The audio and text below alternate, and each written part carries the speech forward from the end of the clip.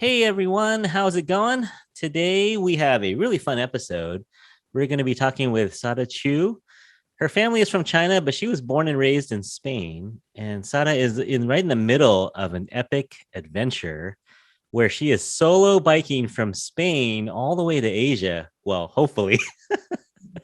She doesn't have a time frame or even a final destination in mind. So we'll follow her, right? And so joining us from Zaragoza, Spain is Sada Chu. Welcome, Sada. Thank you so much, Curtis, for having me. Oh, it's my pleasure. How are you doing? I'm good. I'm good. I'm just a few days here in Zaragoza, and just in a couple of days, I will resume my trip. I will fly back to Italy, to Trieste, from where I left, my last destination in Italy. And So let's get to know you a little better. You were born in Spain. Have you lived in Zaragoza your whole life? yeah, I was born here. I grew up here, and I stayed almost my whole life here because I studied school and university mainly in Zaragoza. And from 22 years old, I left to study abroad or to work in other places. Uh, do you know where your family is from in China? Yeah, they are from the province of Zhejiang, right in the south of Shanghai, and they came here in the 80s, more or less. Uh, uh. Well, what's life like in Zaragoza? Like growing up as a kid, you're going to school. I looked it up a little bit. It's mostly kids from Spain, but then there's a couple international kids. But were you one of the only Asian kids in your classes? Yeah, at that time, my brother and I were the only Asian kids in that school. I think now it's getting more international, right? But at that moment, yeah, only my brother and me. How was that growing up? Did you kind of blend in? Yeah, I mean, you got the black hair, right? And or did you feel like you stood out a lot? When I was a kid, I think I wasn't aware of being different from the Hmm. others, but when I became a teenager, I started to feel the difference a little bit. And I think I have never felt fully integrated. When we are teenagers, we Hmm. start to form groups, and you have your own group, everyone has its own group. And yeah, I think I felt a bit different, and um, I wasn't really integrated in the groups. But that happened not only in my teenage years. After after that, also Sure. happened. It kept Yeah. happening. But I mean, now I'm okay with that.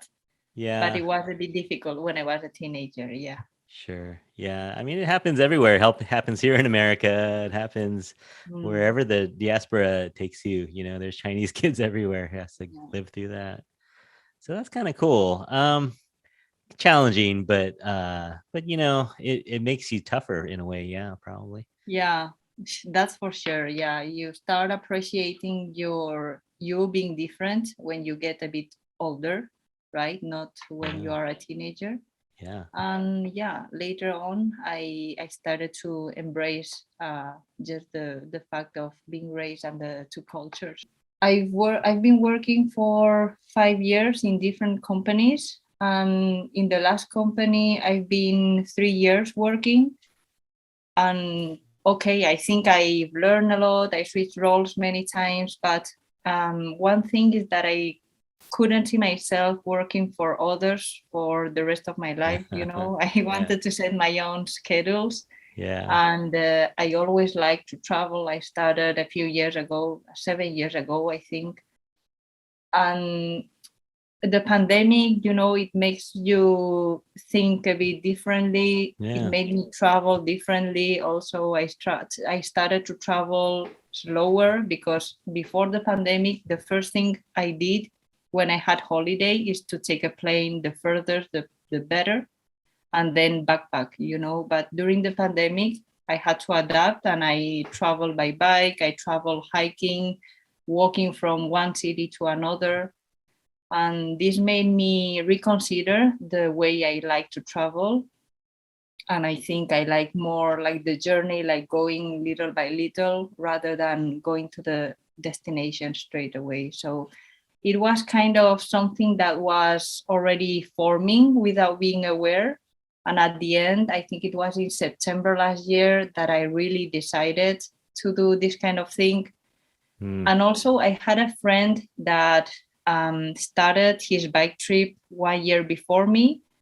Hmm. And because of him, I also thought, okay, if one friend, someone who is close to me is doing it, can do it, then you start to believe that you can do it as well, right? So Yeah. that was Yeah. also a little inspiration.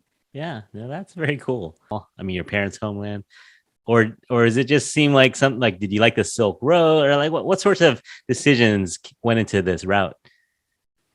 Um, Actually, a lot of people has asked me that, and no, it's not really like coming back to my roots. Well, yes and no. I wouldn't know, but I always tend towards Asia. I Uh-huh, don't uh-huh. know. So I said the direction. There's no specific route. There's no specific path. But and once there, I don't know where I will be going. But I'm seeing, I'm researching the routes that other cyclotourists have has Yeah. done, and I've also been in Central Asia a few years ago, and I really liked it.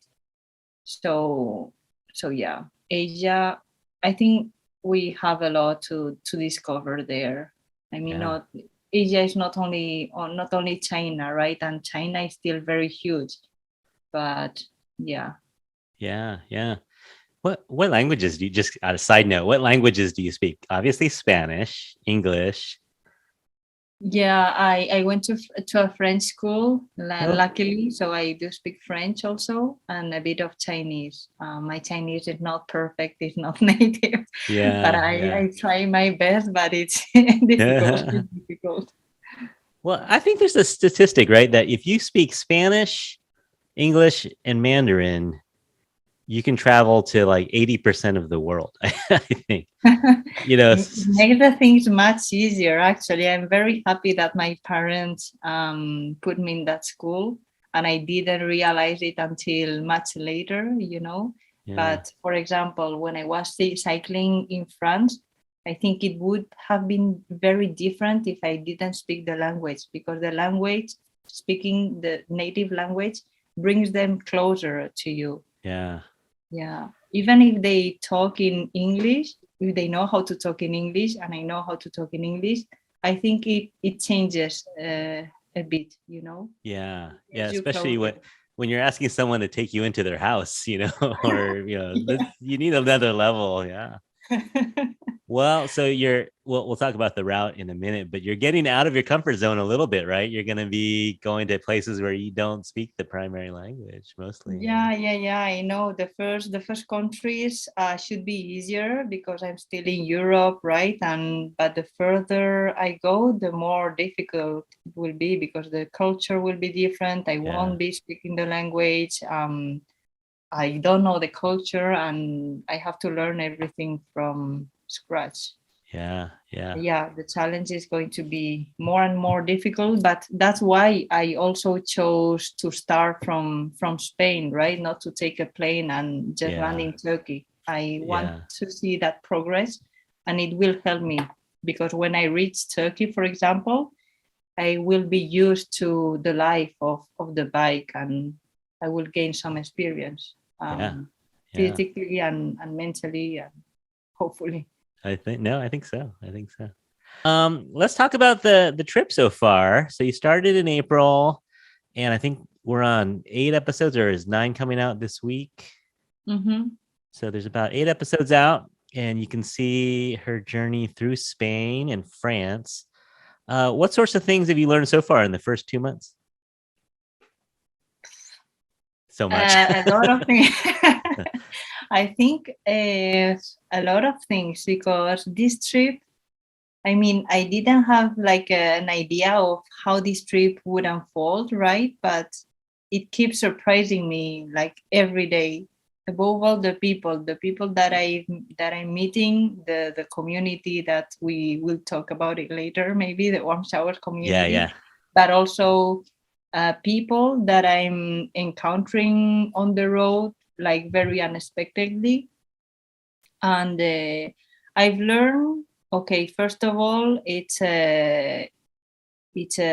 also a physical challenge, and I'm Sure. learning to listen to my body, to understand what it needs, when I need to stop, above all when I'm in the mountain, right?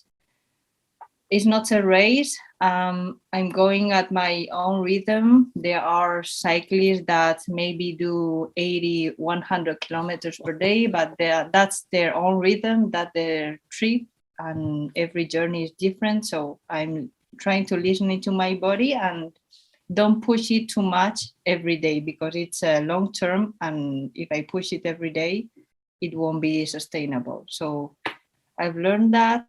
Also, I've learned to be a bit more courageous, because before this trip, well, I think that I've always been, I don't know how to ask help, because I feel Yeah. that I'm bothering the other Yeah. people. So I try to solve my own problems by myself, but I'm trying to learn to ask people for help.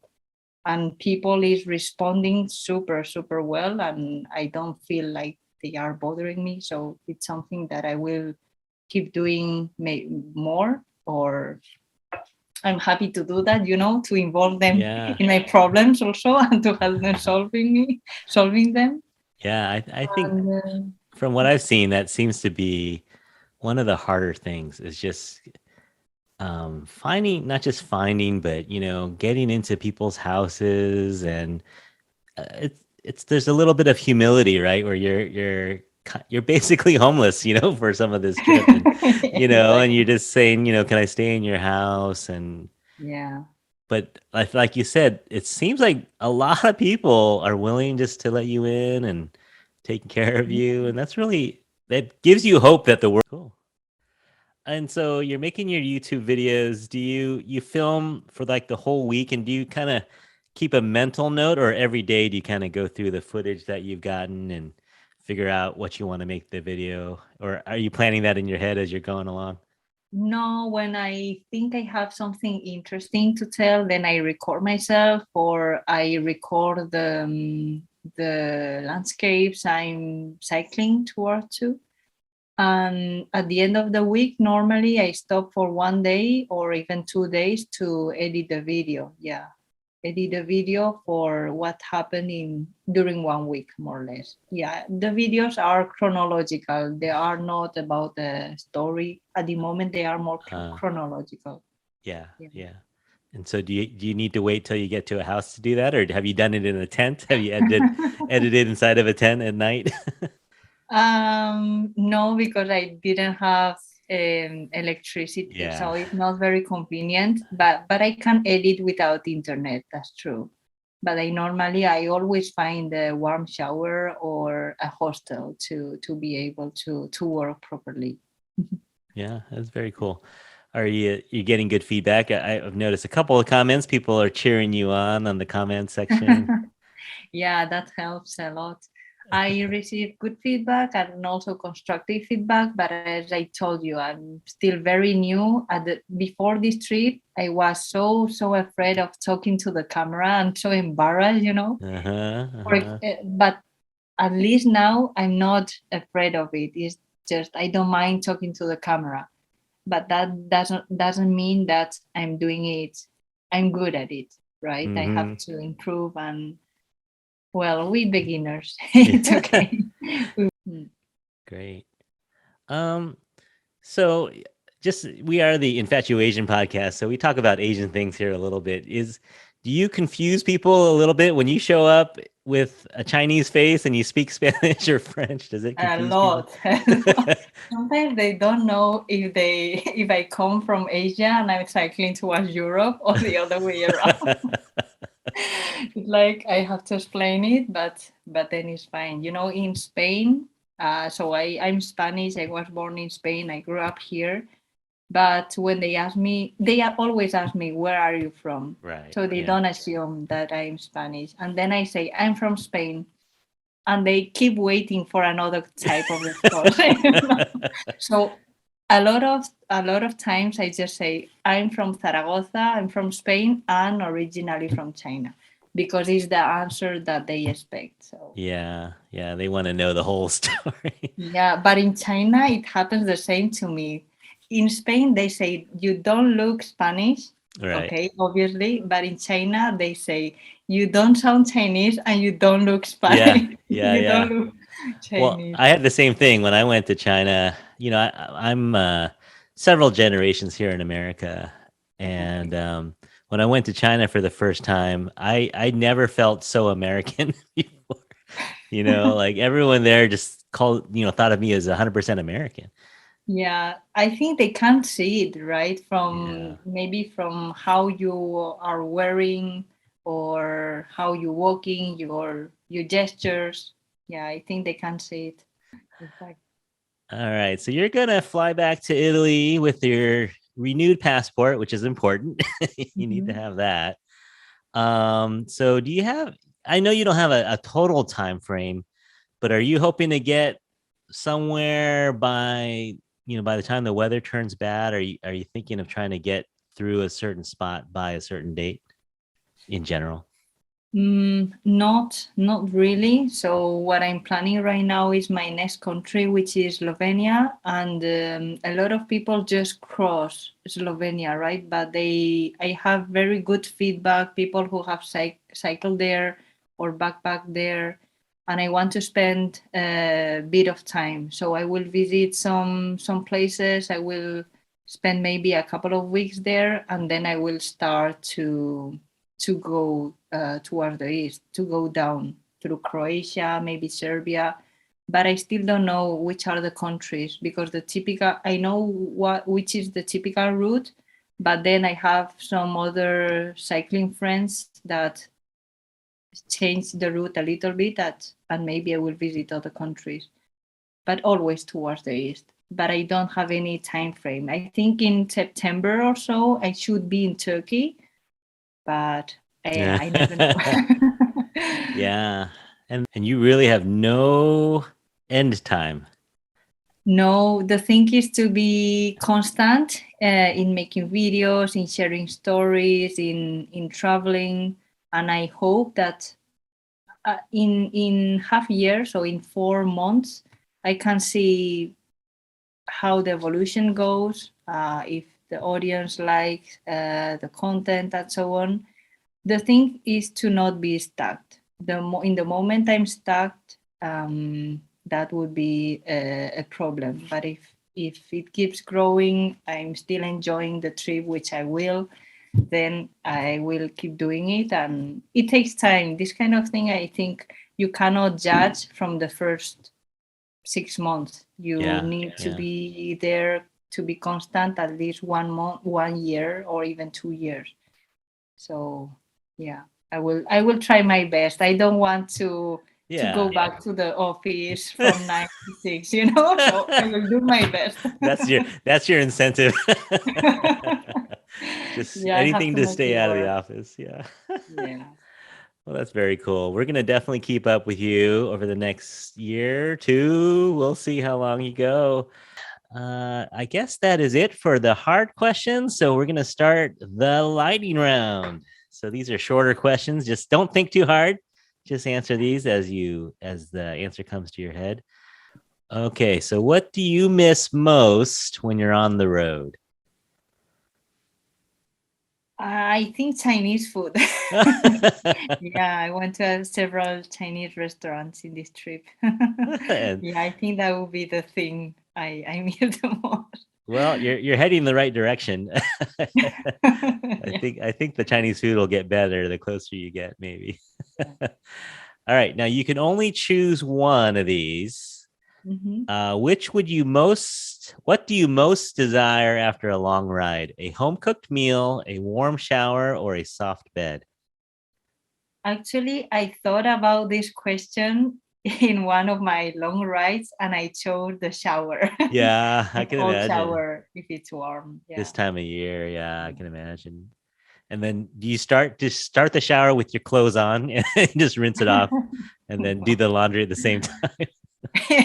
More or less, more or less. Yeah, I know. No, that's what you do when you're backpacking. You jump in the lake, right? Yeah. All right. Now, I don't know if you have one, but do you have a favorite book, movie, or even a television show about traveling or maybe even cycling or backpacking? Yeah, I haven't read a lot about traveling, but they recommended to me a book that I want to read that is about a woman who cycled from Ireland to India in the 60s alone. Oh, wow. So, yeah, it's called Full Tilt, from Ireland to India. Wow. How many kilometers would that be? That would be I don't know, at least 10,000. thousands. Yeah. That's cool. So I guess that's it for us. Do you have any questions for us? Just thank you very much for contacting me, and I've been listening to several of your podcasts. It's amazing that there is a channel for elevating Asian voices. I didn't expect to be here, but I'm very happy to be able to share Yeah. a bit my experience. And I wish to see more Asian people, Asian women doing this kind of things, because it's like out of the scope of our parents. Yeah. Our culture. That's for sure. Until we talk to you again, on behalf of Sada and myself, we hope that you're all happy, healthy, and safe out there. Thanks again for listening, and talk to you soon. Bye. Thank you. Bye. That was fun.